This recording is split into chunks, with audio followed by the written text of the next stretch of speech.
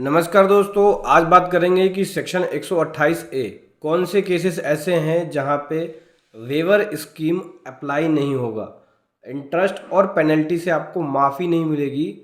आज बात करूंगा कुछ केस ऐसे हैं जिस पे वेवर स्कीम अप्लाई नहीं होता, 128 ए का बेनिफिट नहीं मिलता।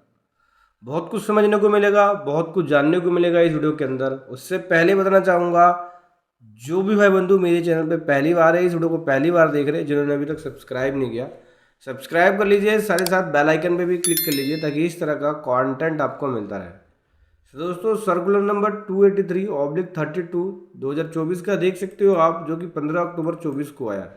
इसके अंदर गवर्नमेंट ने सेक्शन 128 से रिलेटेड जो भी डाउट्स थे उसको क्लियर किया था। इसके अंदर आप पैरा नंबर 4 पे आ जाओ, जहाँ पे टेबल शुरू होती है, मैं आपको दिखाता हूँ। पैरा नंबर 4 देख सकते हैं, जहाँ पे बोलते हैं कि वेरियस डाउट्स है जिसको क्लियर किया जा रहा है, इश्यूज, फिर उसका क्लैरिफिकेशन। इसका पॉइंट नंबर 4 देखो, इसके अंदर बताया है कि कौन से ऐसे केस होंगे जिसपे सेक्शन 128 एप्लीकेबल नहीं होगा।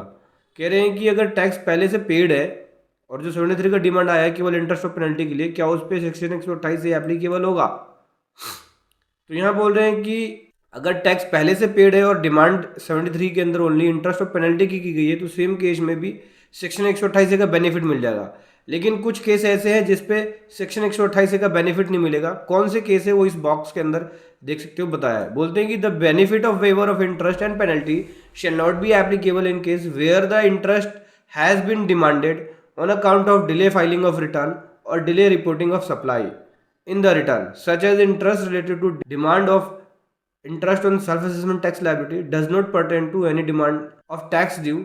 तो यहाँ बोल रहे हैं कि देखो, ऐसे केस जहाँ पे डिले पेमेंट ऑफ टैक्स है या डिले रिपोर्टिंग ऑफ सप्लाई है, उस केस में आपको इंटरेस्ट और पेनल्टी का बेनिफिट नहीं मिलेगा, उससे वेवर का बेनिफिट नहीं मिलेगा, 128 ए का बेनिफिट नहीं ले सकते। कौन से केस है? अगर आपने अपनी सप्लाई लेट दिखाई, उसके ऊपर इंटरेस्ट लगा, उस इंटरेस्ट की पेमेंट आपको करनी पड़ेगी। उस पर अगर कोई इंटरेस्ट या पेनल्टी लगती है तो उसमें आपको माफ़ी नहीं मिलेगी। या फिर कोई सप्लाई आपने सुपर पास कर ली, मतलब दिखाया नहीं, छुपा लिया, 3B में 0 दिखा दिया, लेकिन R1 में वो सप्लाई है, 0 का मतलब हो गया आपने टैक्स उस पर पे नहीं किया।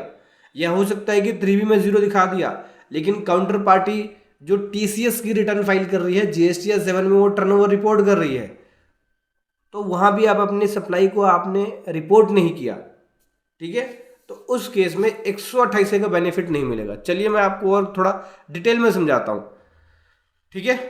देखो, 128 एक किस पे एप्लीकेबल नहीं होगा? 128 उस केस में एप्लीकेबल नहीं होगा जब interest delay filing of return की वजह से डिमांड की जाए, या फिर interest delay reporting of supply की वजह से डिमांड की जाए, या फिर आपने अपनी सप्लाई दिखाई नहीं हो, छुपा लिया हो, उस केस में इंटरेस्ट और पेनल्टी की डिमांड की जा रही है, तो उस केस में 128 ए का बेनिफिट आपको नहीं मिलेगा, 128 ए एप्लीकेबल नहीं होगा।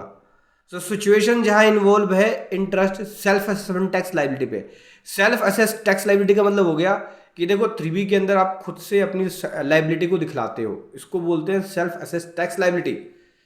तो उस केस पे अगर उसको डिले करते हो, यानी डिले पेमेंट ऑफ टैक्स करते हो, या डिले रिपोर्टिंग ऑफ सप्लाई है, या नॉन रिपोर्टिंग ऑफ सप्लाई है, आपने सप्लाई ही रिपोर्ट नहीं करी, सुपर पास कर लिया, छुपा लिया, तो उस केस में आपको इंटरेस्ट और पेनल्टी का वेवर नहीं मिलेगा, 128 का बेनिफिट नहीं मिलेगा। इस सर्कुलर के अंदर साफ साफ बोला गया है कि डिले पेमेंट ऑफ टैक्स है, डिले रिपोर्टिंग ऑफ सप्लाई है, उस केस में आपको सेक्शन 128 का बेनिफिट नहीं मिलेगा, waiver of interest and penalty का बेनिफिट नहीं ले सकते। तो समझ गए दोस्तों, कैसे आपको 128 का बेनिफिट नहीं मिल पाएगा, कौन से केसेस होंगे जहां पे 128 का बेनिफिट, सेक्शन 128 है, waiver of interest and penalty का बेनिफिट नहीं मिल पाएगा। वीडियो कैसे लगी जरूर बताएं। Thank you so much. जय हिंद, वंदे मातरम।